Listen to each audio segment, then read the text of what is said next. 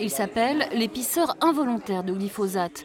Au total, en Normandie, ils sont presque 200 à tester leurs urines pour mesurer le taux de cet herbicide contenu dans leur corps. Les questions, c'est un peu, est-ce que vous habitez à côté de vergers, à côté de grands champs où il y a des épandages, en ville, à la campagne? Est-ce que vous mangez bio? Quel pourcentage?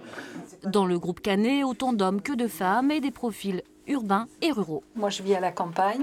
Je suis entourée de champs qui sont cultivés de façon chimique. Il n'y a pas beaucoup de possibilités de faire changer les modes culturels autour de chez moi. Ce sont des grandes exploitations. Aujourd'hui, le glyphosate est présent dans la nourriture, dans l'eau du robinet, dans les rivières. Dans un mois, ces pisseurs involontaires de glyphosate connaîtront leur taux individuel grâce à ce prélèvement qui coûte 135 €.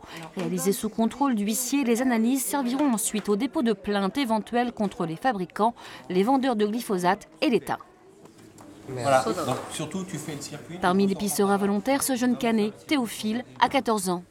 Déjà à la cantine, c'est pas du bio en fait, souvent c'est des produits industriels, tout ça. Mais sinon, je pense que j'en aurai un peu, mais pas énormément non plus. Tu prends le premier jet, d'accord, et ensuite tu remplis jusqu'à 10. C'est quand même assez grave vu que le glyphosate c'est cancérigène, enfin ça apporte plein de maladies.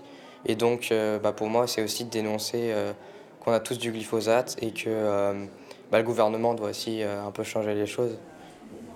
Alors que le glyphosate ne peut plus être acheté par les particuliers, le but de la présente démarche est d'interdire cet herbicide dans l'agriculture au plus vite.